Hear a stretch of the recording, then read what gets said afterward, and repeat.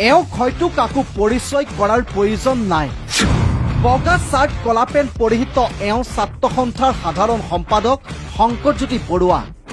সদৌ অসম ছাত্ৰ সন্থাৰ সাধাৰণ সম্পাদক শংকৰজ্যোতি বৰুৱাৰ বিৰুদ্ধে এগৰাকী যুৱতীয়ে আনিছিল শাৰীৰিক মানসিক নিৰ্যাতনৰ গুৰুতৰ অভিযোগ। অভিযোগ 1, শংকৰজ্যোতি বৰুৱাই প্ৰেমৰ নামত প্ৰতাৰণা কৰিছে। অভিযোগ 2, শংকৰজ্যোতি বৰুৱাই মোৰ পৰিয়ালে জনাকৈ বিয়াৰ প্ৰস্তাৱ দিছিল। অভিযোগ 3, বিয়াৰ প্ৰস্তাৱৰ পিছতেই শাৰীৰিক সম্পৰ্ক স্থাপন কৰিছিল মোৰ সৈতে। অভিযোগ 4, শংকৰজ্যোতি বৰুৱাই পিষ্টল দেখুৱাই প্ৰাণে মৰা ভাবুকি দিছিল। এই গুৰুতৰ অভিযোগ আছিল এইগৰাকী যুৱতীৰ।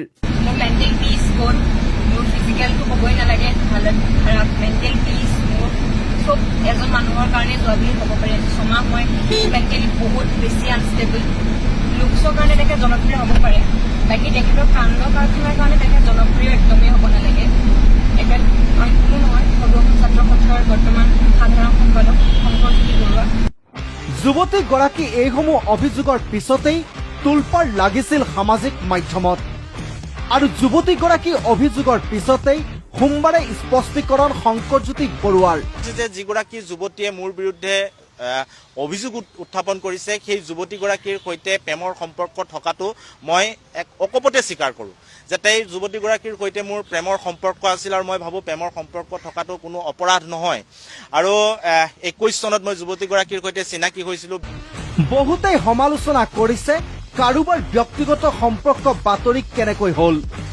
তেওঁলোকক আমি জনাওঁ, শংকৰজ্যোতি বৰুৱা এটা ৰাজহুৱা সংগঠনৰ সাধাৰণ সম্পাদক। 860 জন শ্বহীদৰ তেজেৰে গঠন হোৱা সদৌ অসম ছাত্ৰ সন্থাৰ সাধাৰণ সম্পাদক শংকৰজ্যোতি বৰুৱা।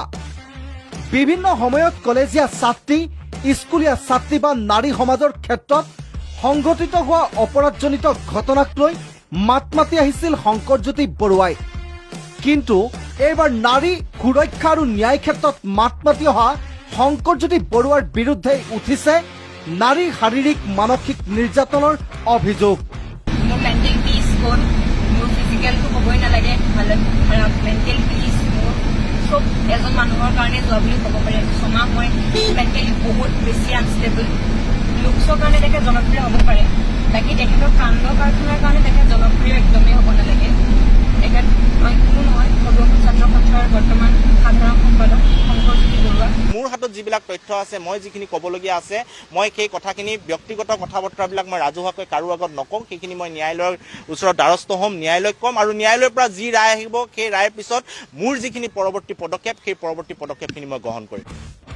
এই দৃশ্য দেওবাৰৰ বহুতেই ক'ব খুজিছে শংকৰজ্যোতি বৰুৱাৰ বিৰুদ্ধে উঠা অভিযোগৰ বাবেই ভূপেন হাজৰিকাৰ জন্মদিন পালনৰ সময়ত উপস্থিত নাই ছাত্ৰ সন্থাৰে জড়িত বিভিন্ন দায়িত্ব থকা বা অন্য অনুষ্ঠানত উপস্থিত থকাৰ দৰে যুৱতীসকল। শংকৰজ্যোতি বৰুৱাৰ বিৰুদ্ধে উঠা ইমান গুৰুতৰ অভিযোগৰ পিছতো কিয় নিমাত সদৌ অসম ছাত্ৰ সন্থাৰ নেতৃত্ব? এই অভিযোগৰ পাছত সাধাৰণ সম্পাদক হিচাপে দায়িত্বত থাকিব নে নাই শংকৰজ্যোতি বৰুৱা? কি ক'লে সাধাৰণ সম্পাদক শংকৰজ্যোতি বৰুৱাই? মই থাকিম বা আছুৰ মজিয়াত কি হ'ব, গোটেই কথা বতৰাখিনি এতিয়াও আলোচনা হোৱা নাই। কাৰণ বেল লোৱাৰ পিছত গোটেই প্ৰক্ৰিয়াটো মই বেল প্ৰক্ৰিয়াত আছিলোঁ, ন্যায়ালয়ত যুঁজ দি আছিলোঁ। আৰু আমি এতিয়া আলোচনাত বহিম। আলোচনাত বহাৰ পিছত আচলতে গণতান্ত্ৰিকভাৱে চলা এটা সংগঠনটোৰ যি ৰায় হ'ব, মোৰো সেই ৰায় হ'ব, সেই কথা স্পষ্ট। এফালে অন্তৱৰ্তীকালীন জামিন লাভ কৰি শংকৰজ্যোতি বৰুৱাই এই অভিযোগত ন্যায় পাব বুলিও মন্তব্য কৰে। নাই, কাৰণ মই এতিয়া ন্যায়ালয়ৰ দ্বাৰস্থ হৈছোঁ, উকিলৰ লগত কথা বতৰা পাতিছোঁ, আইনজ্ঞৰ পৰামৰ্শ লৈছোঁ, ইতিমধ্যে অগ্ৰিম জামিন পাইছোঁ। পৰৱৰ্তী যিসমূহ বিষয়, যিখিনি এভিডেন্স থাকিব, যিখিনি মোৰ কথা বতৰা ক'বলগীয়া থাকিব, সেই কথা বতৰাখিনি মই ন্যায়ালয়ত ক'ম। কাৰণ ৰাজহুৱাকৈ কোৱা কথা বতৰাখিনিয়ে কোৰ্ট অফ কণ্ডেম হ'ব, ন্যায়ালয়ক অৱমাননা কৰা হ'ব। গতিকে মোৰ সকলো তথ্য মই ন্যায়ালয়ত দিম। আৰু যিয়ে আচলতে আইনী প্ৰক্ৰিয়াত যুঁজ দিব বিচাৰে, এই যিসমূহ তথ্য থাকে, সেই তথ্যসমূহ ন্যায়ালয়ত দিবৰ কাৰণে ব্যৱস্থা গ্ৰহণ কৰিব লাগে। এতিয়া প্ৰশ্ন এটাই, নাৰী সুৰক্ষাৰ ক্ষেত্ৰত টেটুফালি চিঞৰ দিয়া জাতীয় সংগঠনৰ এইসকল নেতাৰ বিৰুদ্ধে অভিযোগ আহিলে কিয় নিমাত হয় এইসকল জাতীয় সংগঠনৰ পোছাক পিন্ধা নেতা? News desk report, the news plus. যিকোনো খবৰৰ বাবে যোগাযোগ কৰক 70990117 73030 অথবা 70990171